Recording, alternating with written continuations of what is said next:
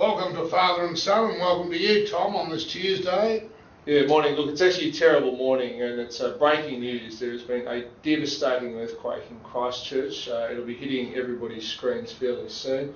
Christchurch Cathedral is in ruins. Several multi-storey office blocks in Christchurch have collapsed. Some of these images are available on the internet and on TV screens.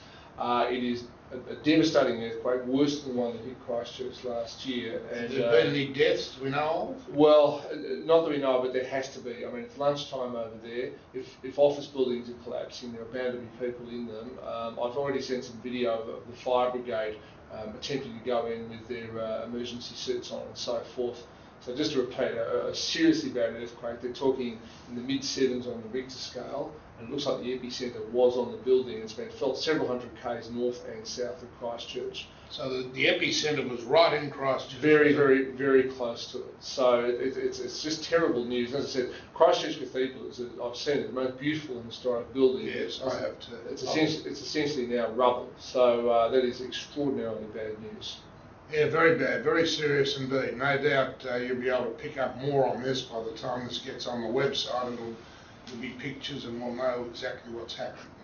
For us on a Tuesday morning, this has just occurred, what, an hour ago? Oh, literally in the last half hour. I've just been doing my radio report. We had to cut it short. Financially, the New Zealand dollar's down, which is not a surprise.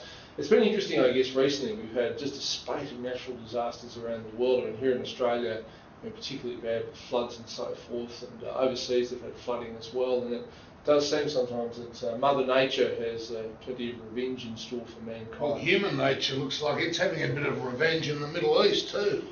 Well, Libya's in disarray, they tell me. Well, there's rumours that Muammar Gaddafi has actually fled the country. Interestingly, his son, who's almost the same age as me, 42, has been trying to appeal for peace on the national television network.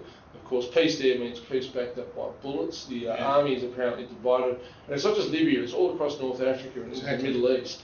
It's interesting too this morning on the news that two pilots, they were senior people in the Air Force over there, were told to go up and bomb the protesters, and they fled to Europe where they're seeking asylum. They left the country. They went to Malta. Yes, it doesn't surprise me, although there have been reports that the crowds have been strafed by both helicopters and aeroplanes. And of course, the army, apparently, you've got several units which have gone over to the side of the protesters, some which are staying loyal to the government. So it really is quite astonishing what's happening. The price of oil has jumped overnight, yes. up around 6% to the $92 could go higher. Yeah, they're talking about petrol at $1.50 a litre. Every time the Middle East goes through a convulsion, obviously. Well, Libya is a big supplier of oil, isn't it? It's the biggest in Northern Africa. Yeah. Biggest oil. So it's not only Libya, you've got Bahrain, there's a lot of trouble, and that's a real worry for the United States. They keep the Fifth Fleet there, and Bahrain's always been friendly to the US, and the kingdom there looks to be in a lot of trouble. Well, in fact, they had to cancel the Bahrain Grand Prix, which is the first of the Formula One Grand Prix. Now, yes. the Australian Grand Prix, held here in Melbourne, will now be the official start of the Grand Prix racing season. What's interesting is that whether they were relatively friendly countries like Bahrain, or whether they were very dictatorial and perhaps inimical to the West, like Libya, the people want to have their say, and revolution is sweeping the Arab world. This is very different to Afghanistan, isn't it? And also Iraq, where the outside world came in to try and improve the quality of life in both those places. But all these others are internal people rising up against the leadership. Well, if there's one common thing that the Arab world has, it is despotic leadership, whether it's friendly to the West or not. You know, Gaddafi had been in power since, or has been in power. 42 years. 1969, that was in a general's coup. Hosni Mubarak, 30 years. You know, I mean, we in the democratic world look at that and say, well, that's just ridiculous. You cannot have a single leader in charge for several decades. And as a result, people, they see what happens in one country and they say, well, why can't we do this too? And the reality is they can do it, as we're finding out. What we end up with is the great unknown. We could end up with... It's very, very difficult to predict the outcome, but one thing is for certain, that the Middle East will never be the same. No, it won't. And there will be change in leadership, whether they're going to be supportive of Iran, or Whether they'll support the West, I don't think anybody would know right now. No, whether they become Muslim theocracies or relatively free and open societies. As a slightly humorous aside, apparently Tunisia, which has a very liberal government, has brothels and alcohol and things like that. Well, already the movement there is starting to say, get rid of prostitutes, get rid of alcohol, this is not allowed under Islam, and so that's perhaps a sign of what you could end up with, which is a more Islamic nation. All right, let's move on. Well, are there any economic consequences from the Middle East that we know of other than the oil price is going to go up? I think it's going to be very delicate for companies like the US and Britain on how they handle their foreign policy. Oh, I think it will. Look, the other thing is if you're a southern European country, you're going to get a massive wave of migrants out of these countries. And already, places like Spain and southern Italy and so forth just have hundreds and hundreds of what we would call boat people fleeing across the Mediterranean. That number can almost certainly only go up over the next few weeks. Eventually, I suppose someone will get to Australia. Almost certainly. Well, the other interesting news which has just come out is that Victoria's appointed a new governor, my friend Alex Chernov. This is a big step forward, Tom, because we had Jim Gobber, who was the governor before last, mad Carlton supporter.